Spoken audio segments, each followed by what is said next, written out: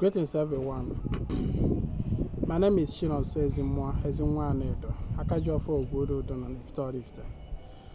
I want to talk about a topic today about Ọgbọnuke.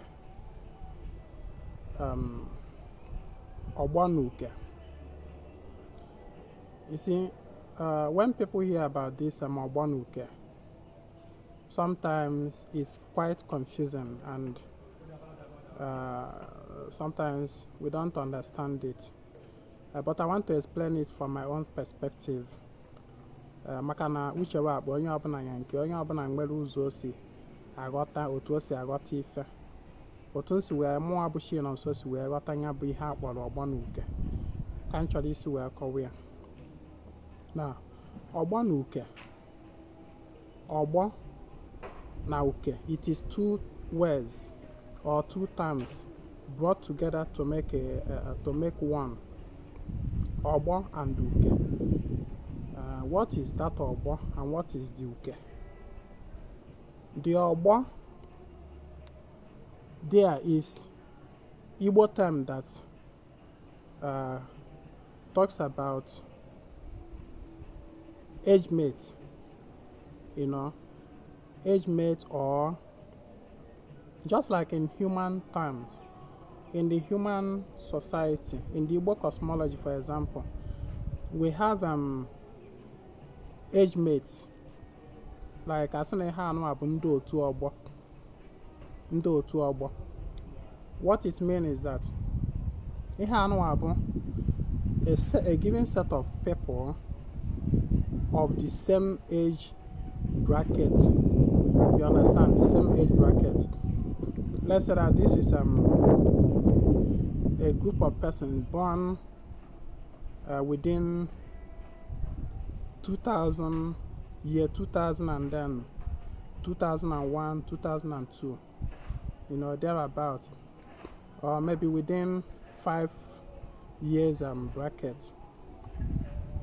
So that group of people may be called ndị otu ọgbọ. That is, they are ha bụ ọgbọ, but they are of the same age bracket. You understand? Now, when you now talk about the uke, this otu ọgbọ, as it is in human, so it is also in the spirit. Because the truth or the fact is that every human person that manifests in the physical, first of all, existed in the spiritual before coming down here in the physical. And that spiritual realm where we existed before coming physical here, we belong to many groups. We belong to many groups, many associations, many otu ọgbọ, many, some are of otu ọgbọ, the same age mate, some are of the same market. Like Ọgbọnuke ndị gana ha bịakọrọ ụwa ịzụ ahịa.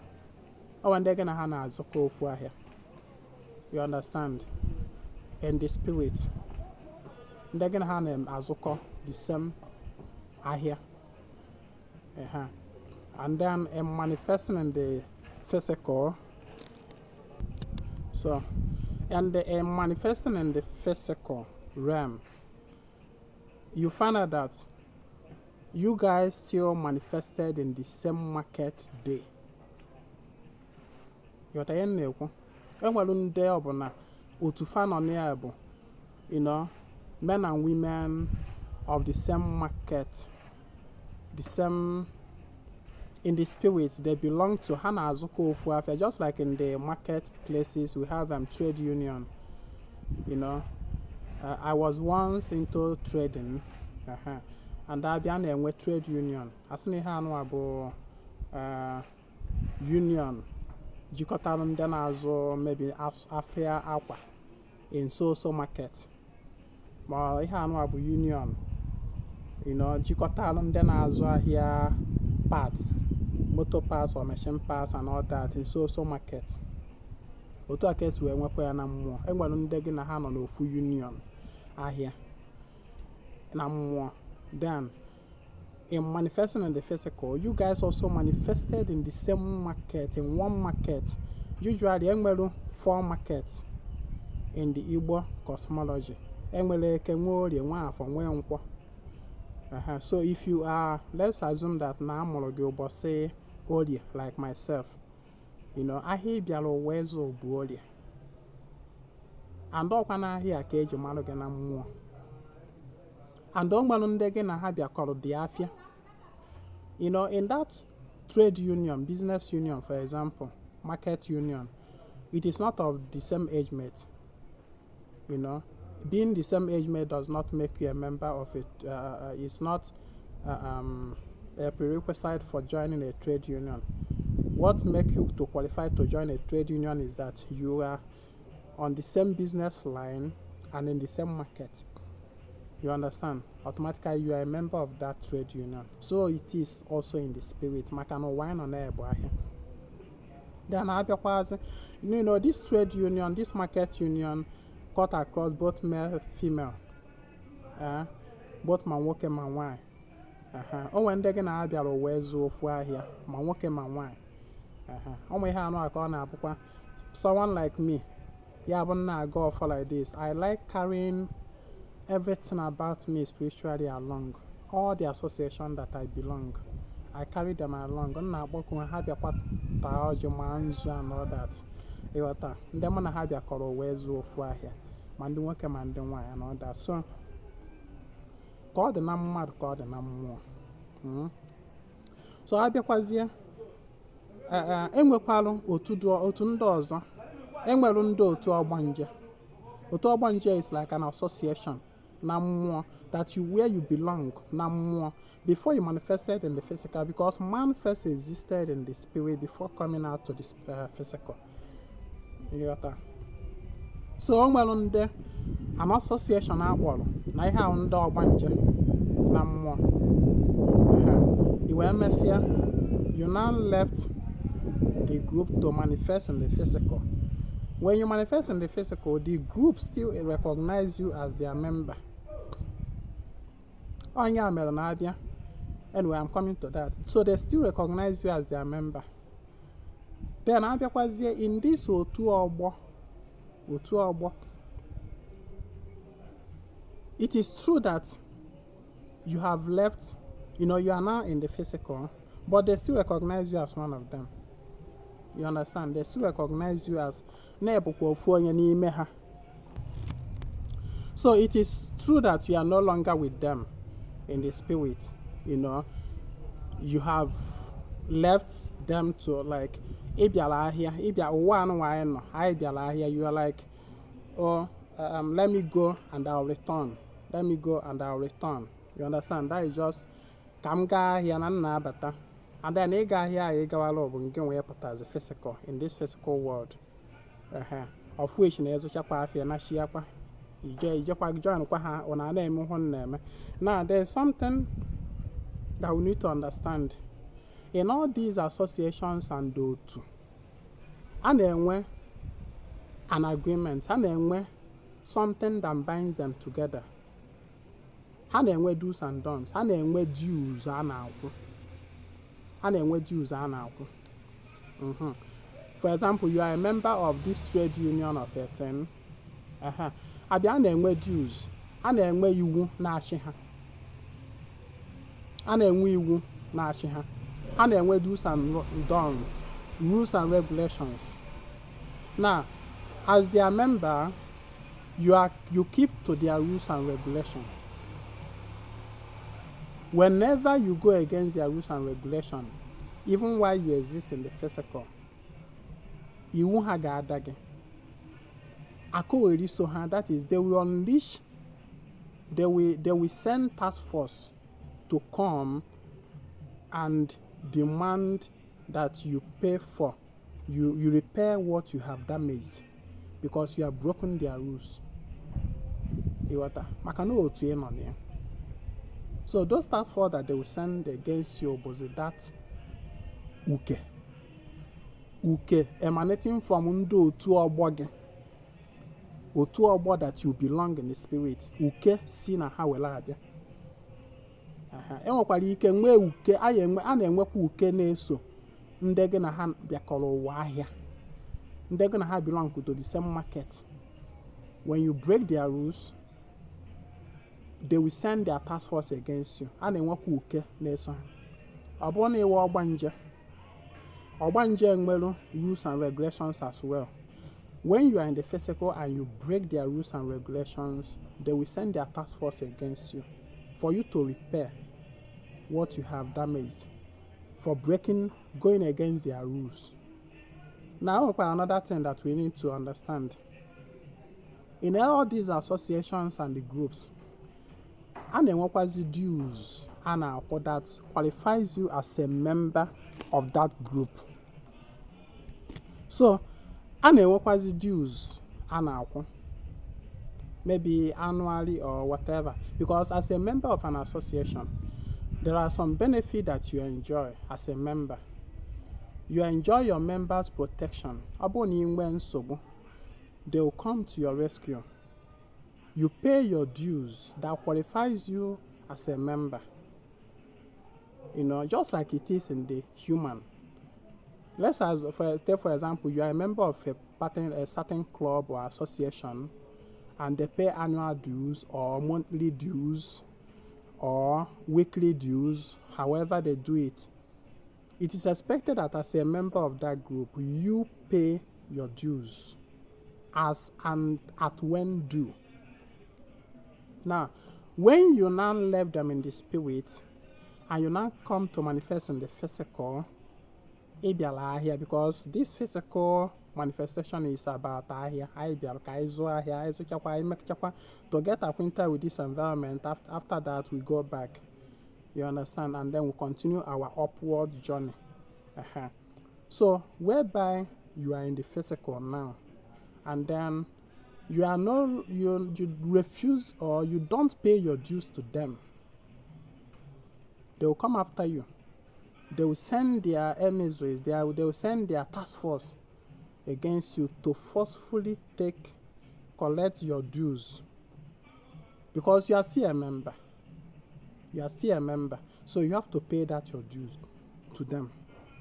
When you don't pay, they will send their task force. That task force they will send is now the uke.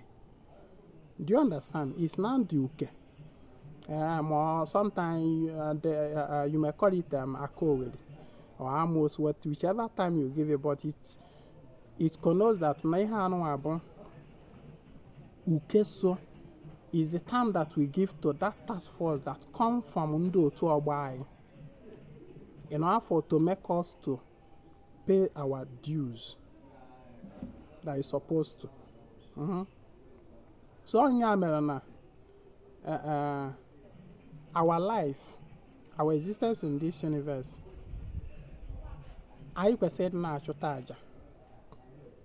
because how do we pay these dues? Of course, you are no longer in the spirit. You are no longer in the spirit.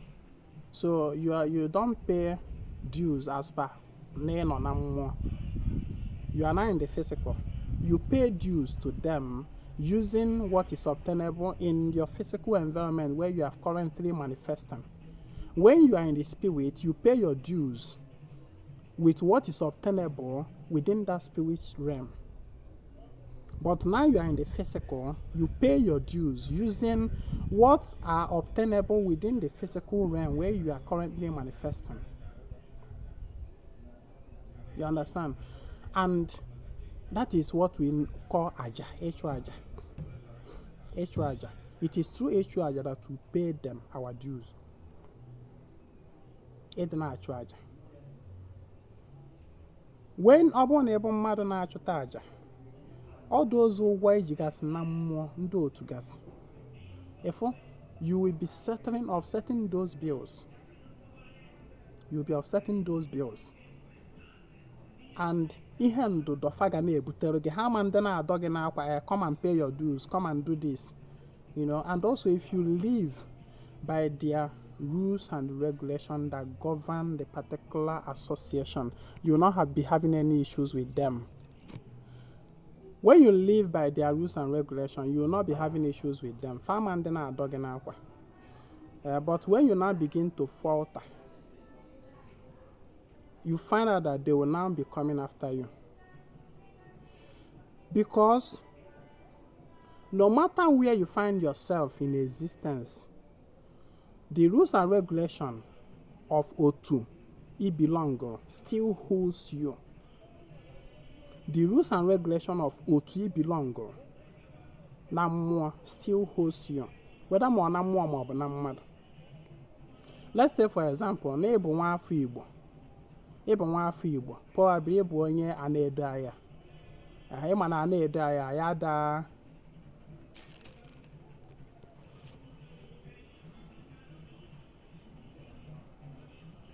na Anaedo aya anyị ada eri eke. Python anyị ada eri eke. Now you now leave Anaedo. You now go far away. A Gawa foreign country. Let's take, for example, Canada or India or China. Iwe ruo ebe ahụ iruru. Wee bụ na ha ji eke wele emelụ ngwongwo ha na-eri. That iwu ana gị bụ Anaedo ebe isi. Now, which state that Neman Lieke? Which state that Neman Lieke still holds you despite you are no longer in Anaedo. You are now in a foreign land. Iwu still holds you. Especially nje ibidozi libe eke maka na ifulu onwe gị n'obodo na-eri eke. Maka na obodo ebe isi belongụrụ ada eri eke. Yọta ihe na-ekwu. So iwu ebe isi still holds you. No matter where you are in creation, in existence. Yeah? So a man say, after all, I'm no longer in Anaedo now, you know, this and that. Obodo ahụ ịgalụ ibido ribe eke. Maka na obodo ahụ na-eri eke. Automatically in seke. Uke ga-esi from bega ahụ, benna gị ahụ ga-eso gị. Ndị task force, yesi from Anaedo na Anaedo anụwa. Automatically will come after you. Because of what you have faltered. So of course all those word onye mere na ụmụ ihe anụ a na-adị mma ka mmadụ ghọtasị otu ọkwasị ka ọ dị na gị nwa na onwe gị you belong to a group in the spirit, you know, an association, and you have rules and regulations there. If you come to this physical realm and you start to break those rules and regulations, automatically they will come after you. They will come after you. They will demand restitution from you. So ihe anụ abụ nkọwa nji wee bịa taata anụ agbasatala Ọgbọnuke ka anyị ghọta na ọgbọ bụ age mate. Ịghọta age mate ndị gị na ha bụ the same age mate, you know, and then just like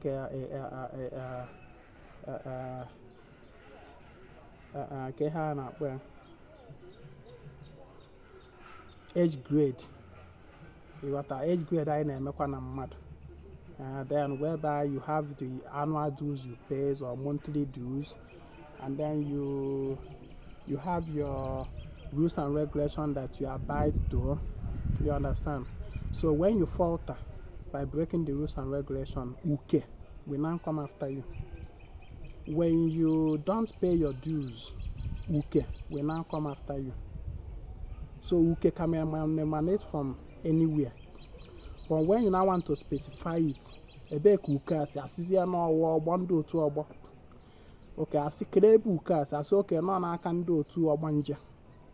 N'ọwa uke so Ogbanje ya ka o si. Okay, asị kere ebe uke asị asị oke n'ọwa uke so ndị iyi ụwa. Ịghọta? So ọ bụrụ na uke so iyi ụwa. Ndị iyi ụwa bụ those that bear witnesses to your EU. Those witnesses to your EU. They bear the witness because onye ọbụla bịara ụwa nwere ihe o kpebiri ya pụtara ụwa ịbịa mee ya na-abịa ụwa ịbịa mee. Ịghọta? A na-enwe mkpebi. A na-enwe just like ide mission statement. You know, when you go to certain companies, well-established companies, if sometimes you come into the office, you see where they write it. They write their vision, they write their mission statement. na ihe anụ aka ha bịara ịbịa ihe anụ aka this company bịara ya accomplish. So onye ọbụla na-abịa ụwa na-enwe mission statement ihe ọ bịara wee bịa ime. You understand? All that mission statement bụ that iyi ụwa. Then ndị otu iyi ụwa wee bụrụzie the witnesses, those that witness to those utterances of yours, those your mission statements. Because enwere ndị nọ dị oge na-make those utterances, not ihe dị otu aka m bịara ime ihe dị otu, because nobody embark on earth journey without a mission. The nature does not allow such. Nature does not allow. There is nothing in existence that does not have a purpose, a mission. There's nothing. No. There's no plant, no grass, no tree, nothing in existence that does not have ihe ọ na-alụ, ihe ọ bịara ịlụ. You understand what I'm saying? Otu akwa cause every human being. O nwere ihe onye bịara pụtara ụwa ịlụ. You got. So everybody have iyi ụwa. And that iyi ụwa gị nwere ndị otu, enwere some spirit entities or human entities that witness to those iyi ụwa. Ọ ha nwaka na-agba ndị otu iyi ụwa, ha nwaka na-eme appease, not the iyi ụwa itself. Because onweghị onye na-ewere mission statement ya je na-ebusara ya ọbara na-eme ya appease. You don't appease statement okwu ikwuru n'ihe dị otu aka mmemme, ihe dị otu aka mmemme. You don't appease. What you appease is those witnesses to it, because those witnesses were one day getting aka where shall they direct you in case you are missing the mark. They will now help to put you through. They will help to put you through in case you are missing the mark. So you appease them so that they will also help to channel your journey. You appease them so that they will assist you, because it is the spirit that you feed that can always be at your beckon and the services. You understand? So those ndoti you appease them, because the terms and conditions not there, but no ihe anu in ekwu na ka e biara we ime. You shouldn't go beyond, the limit. Once you begin to do something else that is contrary to iyi ụwa gị, febido pịawa gị ụtarị, febido dupụtewere gị uke. Ịfụda that uke na uke so iyi ụwa, uke so iyi ụwa. So otu anụ aka ọ dị. I hope you understand my explanation about uke and then the associated entities. Thank you for joining me today. My name is Ezinwa Anaedo. I come for a total restoration of ordinary omenala Igbo. Please, when you get this message, try to share it so that others can also get it. Thank you very much. Have a nice day.